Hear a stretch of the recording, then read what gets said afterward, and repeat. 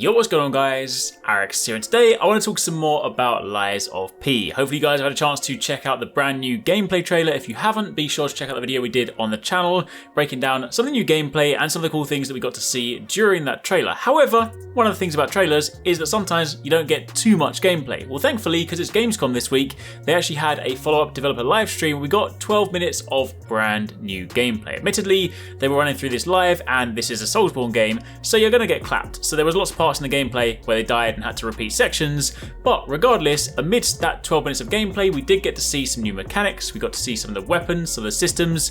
So in this video, I want to cut together some of the most noteworthy things from that gameplay and highlight some things you need to know about this game. So if you guys do enjoy this, a like would be super appreciated. Comment down below, let me know if you guys made any observations yourself, things that you think stand out about this game, and of course do be sure to keep it locked because it does look hella cool and I can't wait to play it myself. So to begin with, quick top level breakdown. Of course, this is a Souls style game, a Souls-like basically. If you guys have played them before, which I'm sure many of you have, if you're on this channel, you probably played things like Dark Souls, Elden Ring, Bloodborne, but for the avoidance of doubt, in case you haven't, these are punishingly difficult games. Punishing combat, tough challenges. Whenever you die, you lose the game's equivalent of Souls, which in varying different games takes different forms. They all have dark narratives, winding levels, an iconic "You're dead" screen, and of course a few other things like flasks to sort of help heal you. Of course, in Souls games, those would be Estus flasks. In this, they are pulse cells.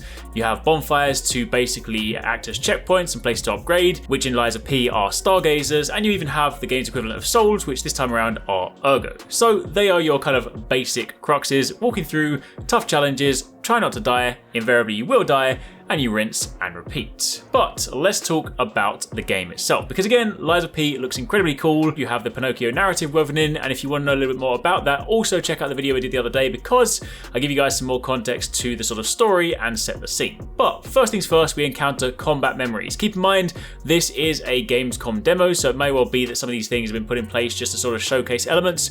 Quite how they translate exactly into the full game will of course remain to be seen. But combat memories, the game begins by showing these, and you basically select these, and they appear to be the game's version of loadouts. Again, this could just be a Gamescom specific build where they're giving you pre-made loadouts so you can try things out, or maybe it does actually factor into game like this. Either way, combat memories are effectively loadouts in this, and of course they give you different weapons. One of the ones we see uses the gear weapon that we've seen used by some of the mobs, so of course it does seem like there'll be elements where you can sort of take their weapons and factor those into your loadouts. Again, maybe these are sort of customizable, but basically you begin by selecting your combat memories and you then dive into the experience. Now when it comes to some of the mechanics observed in the sort of extended gameplay, you have all of the stuff you would expect in these kinds of games. You have your guards, you have your evade rolls, if in doubt roll.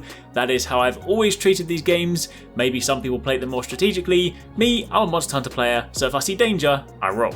However, the game also appears to have perfect guards, which are basically this game's version of parries. In doing so, you take no damage. You can then block fury attacks, which I'm assuming are this game's unblockables. Again, keep in mind a lot of this stuff we are just inferring based on the gameplay. Until we actually get to go hands-on, we won't know for certain, but they appear to be this game's version of unblockables. And it also seems like from some of the gameplay, you can potentially destroy an enemy's weapon too. Enemies can also enter a state known as groggy, which sounds kind of like stun or dizzy, or even like posture break from games like Sekiro or other sort of similar titles like that. This then allows you to basically use a fatal attack, which sounds similar to a riposte in pretty much every single game that has players managing enemy health alongside their stamina. You also have Fable Arts, which are like weapon special moves. They can be done when using the Fable Arts meter, and are like weapon special moves which drain MP bar known as Fable slots. So I guess you could sort of liken that to Elden Ring's Ashes of War, maybe to a degree, something like that. But either way, that means you then have regular combat as well as these special abilities woven in on top. There are also two types of Fable Arts, seemingly one with your weapon drawn and one when you are guarding. Two weapons can also be equipped. In the demo, we see a sword and an axe doing the most, but I imagine you would then want to sort of mix and match these based on, say, playstyle, or of course how they complement one another, maybe a fast and slow weapon, things like that. However, in addition to this, of course, being Pinocchio, being a sort of mechanoid as you are, then you also have your prosthetic arm, and this factors into another element of the gameplay, exploration, and combat. Pinocchio has a prosthesis called Legion arms, and these can be swapped out similar to, say, Nero in DMC5, and we see 3 in the gameplay video.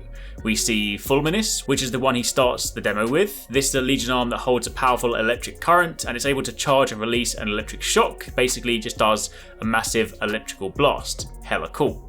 There's also the Puppet String. This is described as a Legion arm that can shoot out a wire, and it enables the wearer to pull enemies closer or move towards them. It is hella cool. Again, your boy loves grappling hooks. And then finally, we also got to look at the Falcon Eyes. This is a Legion arm that fires a drill cannon from the range. Shout out to the Gurren Lagann fans out there. It also allows the wearer to take aim and shoot with their left arm. It fires a drill. Basically, it's just a timed explosive gat. Now, outside of the sort of general exploration gameplay, we then also get to see a signature boss fight. Of course, these games are all about the big epic bosses, and this one, or at least we see like a mini boss. He's like a mad clown prototype. I do not like creepy clowns. No thank you. Hell no, that's scary. But we do get to see some boss battle, and of course this is where you can really see things tied together. So with that being said, I'm gonna leave you guys with a chance to see some boss gameplay to round up this video, but that was a very quick look at some of the extended gameplay from Lies of P. Honestly, this looks hella cool. For those of you guys that have been waiting for a Bloodborne 2, maybe this might just be the game that you need. So as and when we find out more, I'll be sure to let you guys know, but for the time being, enjoy this boss gameplay and keep it locked for plenty more.